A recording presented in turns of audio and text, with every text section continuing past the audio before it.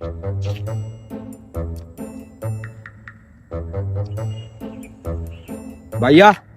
ওই তামাবিল খুঁজছিলাম, ওই জায়গায় আজকে বউ নাই? কে কিছু খোঁজো কে?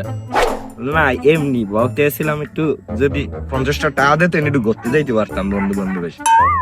করতে না গেলি বুঝলাম, বন্ধু না বান্ধবী? হ্যাঁ কি কও ভাইয়া, আমার কি কোনো মেয়ে বন্ধু আছে? আমার তো সব ছেলে বন্ধু, আর মেয়েদের সাথে ঘুরতে আমার একটু লজ্জা লাগে। লজ্জা লাগে না? কালি দেখলাম একা দুইটা মাই নিয়ে করো, কারাও?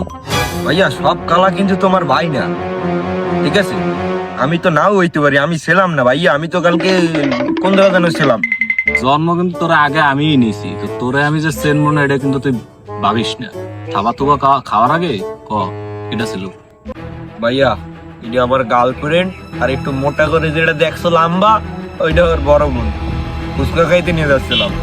এই হালা, আমি তোর আপন ভাই না? তোর গার্লফ্রেন্ডের যে বড় বোন নিয়ে বাইরে হইছে, আমার একবার কবি না তুই? আচ্ছা ঠিক আছে নিমো না, তাহলে এখন 500 টাকা দাও, একটু বাইরে যাওয়া লাগবে। নিবি 500 টাকা হাইতো, কিন্তু ডাক্তার যেন বলিস না ভাইটারে। ভাইয়া ডাক্তার দেবো, ওরা হালকা বলদ পছন্দ করে না। এই হালা হালা দাঁড়া।